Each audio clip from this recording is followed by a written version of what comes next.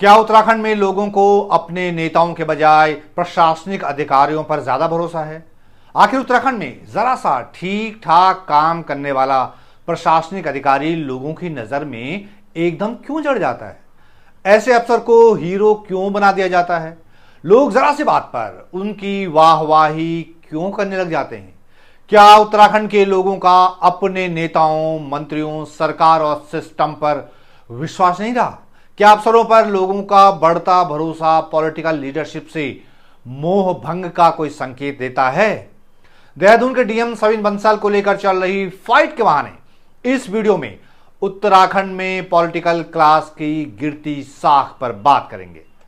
नमस्कार, मैं मनु पवार और आप देख रहे हैं हिमालयन टॉक्स। और इस वीडियो में आगे बढ़ने से पहले बस इतना सा कर दीजिए कि मेरे चैनल को सब्सक्राइब करके कृपया बेल आइकन पर क्लिक कर दें। तो देहरादून के डिस्ट्रिक्ट मजिस्ट्रेट यानी डीएम सविन बंसल इन दिनों सुर्खियों में क्यों हैं, जरा इसे समझ लेते हैं पहले।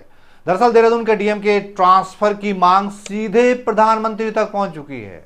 जी हां, देहरादून बार एसोसिएशन ने इसके लिए प्रधानमंत्री नरेंद्र मोदी को बाकायदा चिट्ठी लिख डाली है। उन्होंने डीएम के तबादले की मांग तब की जब डीएम ने देहरादून बार काउंसिल के पूर्व अध्यक्ष और एडवोकेट प्रेमचंद शर्मा का लाइसेंस रद्द करने की सिफारिश की। यह सिफारिश राज्य के विधि सचिव और बार काउंसिल ऑफ इंडिया यानी बीसीआई को भेजी गई है।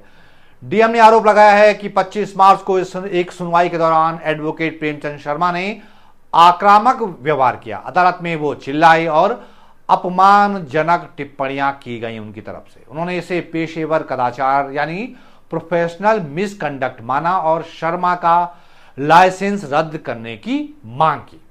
डीएम के इस कदम के बाद देहरादून में वकीलों ने आसमान सिर पर उठा रखा है और डीएम सविन बंसल के ट्रांसफर के लिए हड़ताल शुरू कर दी। लेकिन इसके बाद जो हुआ वो देखना दिलचस्प है। डीएम सविन बंसल के प्रति समर्थन जताने की होड़ लग गई।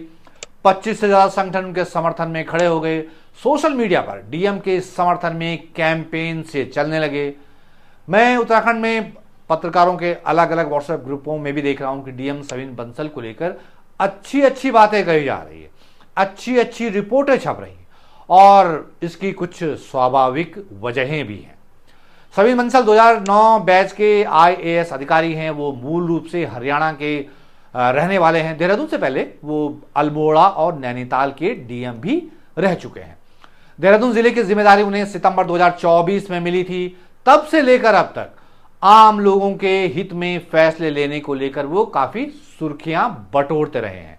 उनके कामों और उनके फैसलों के बारे में बड़ी पॉजिटिव खबरें छपती रही हैं। कहा जाता है कि वो ऐसे डीएम हैं जो कि जरूरतमंदों की मदद करते रहते हैं, गरीब को न्याय दिलाते हैं। उन्होंने अपनी सख्त प्रशासक की छवि बना रखी है, जिसकी वजह से वे लोगों के चहेते बन गए। अभी ज्यादा पुरानी बात नहीं हुई है जब देहरादून जिले में जर्जर स्कूलों में बच्चों की पढ़ाई कराए जाने का मामला उनके ध्यान में लाया गया था। इन जर्जर भवनों वाले स्कूल में पढ़ाई के कारण बच्चों की जान को खतरा बताया गया था। इस पर डीएम ने शिक्षा विभाग के बड़े बड़े अफसरों की तगड़ी क्लास ले ली और 79 जर्जर भवनों को गिराने का आदेश दिया। डीएम सविन बंसल के बारे में तो अब यह भी कहा जाता है कि कई मामलों में तो वो नेताओं की भी नहीं सुनते। उनको लेकर बनने वाली ऐसी ही धारणाओं ने उन्हें पब्लिक के बीच हीरो बना दिया है। आपको शायद याद होगा, पिछले साल जब सितंबर 2025 में देहरादून जिले में भीषण कुदरती आपदा आई थी तो मुआयने के दौरान एक जगह पर उत्तराखंड के कैबिनेट मंत्री गणेश जोशी और डीएम सविन बंसल टकरा गए थे। मंत्री ने उनको लगभग हड़काने वाले अंदाज में कहा कि आप मेरा फोन क्यों नहीं उठाते, तो डीएम ने उन्हें इग्नोर कर दिया और आगे निकल गए। आपको तो 3 साल में आ रहा नहीं तो पता नहीं क्यों आ गया नहीं। आप भी देखो नहीं, आप तो कहते हैं मेरे को 3 साल में काम आई रहो पूरे जिले में तो देखना यहाँ पे वो गवर्नमेंट ठीक कर दे अपना। रात को चीफ सेक्रेटरी ने फोन उठा लिया, विनय शंकर ने फोन उठा लिया, उनके एसडीएम ने फोन उठा लिया। अब तक हमने फोन किया साहब जो है, जब सुबह सीएम किया मैंने फोन किया तब जाके फोन उठ रहा है। कैबिनेट मंत्री गणेश जोशी अपना सा मुंह लेकर रह गए। इस तरह की घटनाओं ने देहरादून के डीएम सविन बंसल की इमेज को और भी चमका दिया। लोग कैबिनेट मंत्री गणेश जोशी को गरियाने लगे और डीएम की दाद देने लगे। अब तो बहुत से लोगों को वे नायक फिल्म के अनिल कपूर की तरह लगने लगे हैं। मैं सोशल मीडिया पर भी देख रहा हूं कि डीएम सविन बंसल की जय जयकार हो रही है। किसी प्रशासनिक अधिकारी को लेकर लोगों में ऐसा माहौल देखकर एक मोटी मोटी बात तो यह समझ में आती है कि उत्तराखंडी समाज को नायकों की तलाश है। ऐसा लग रहा है कि उन्हें राजनीति या सामाजिक क्षेत्र में नायक नहीं मिल रहे हैं, वहां उन्हें निराशा मिल रही है। ऐसे में कोई जरा सा भी साहस का काम कर दे रहा है, पब्लिक उसे सर आंखों पर बिठा दे रही है, उसे हीरो बना दे रही है। भारतीय प्रशासनिक सेवा के अधिकारी सविन बंसल भी शायद इसीलिए हीरो बना दिए गए। पब्लिक उन्हें ऐसे प्रशासक के तौर पर देखती है जो कि उनकी नजर में सिस्टम की गड़बड़ियों पर डंडा चला रहा है, सिस्टम को दुरुस्त कर रहा है, गरीबों और जरूरतमंदों की सुनवाई कर रहा है और उनकी मदद कर रहा है, जबकि आम तौर पर यह काम पॉलिटिकल लीडरशिप को करने चाहिए। लेकिन पॉलिटिकल लीडरशिप ने वो स्पेस लगभग खाली छोड़ा हुआ है। वैसे प्रशासनिक सेवा के अफसरों को नायक बना देने या उनकी तारीफों के पुल बांध देने का यह ट्रेंड उत्तराखंड के लगभग हर जिले में प्रायः देखने को मिल जाता है। अभी ज्यादा समय नहीं गुजरा है जब पौड़ी, हरिद्वार और नैनीताल में डीएम रहे आईएएस अधिकारी धीराज गर्ब्याल ने खासी वाहवाही बटोरी थी। वैसे उनके काम बड़े यूनिक थे, बड़े रचनात्मक थे, सृजनात्मक थे और उनको देखते हुए गर्ब्याल साहब को दाद देनी तो बनती भी है। धीराज गर्ब्याल आज उत्तराखंड के पर्यटन सचिव हैं। धीराज गर्ब्याल के पौड़ी के डीएम पद से तबादले के बाद डॉक्टर आशीष चौहान को डीएम बनाया गया था। वो जिले के कई इलाकों में पैदल गए तो लोग उसी में खुश हो गए कि देखो, जहां हमारे नेता नहीं पहुंचे वहां डीएम साहब पैदल ही पहुंच गए। सोशल मीडिया पर लोग उनके फोटो शेयर करने लगे, उनकी तारीफें करने लगे, वाहवाही करने लगे। अभी पौड़ी जिले के डीएम स्वाति भदौरिया कुछ समय पहले श्रीनगर में एक आयोजन में गढ़वाली वेशभूषा में नजर आई।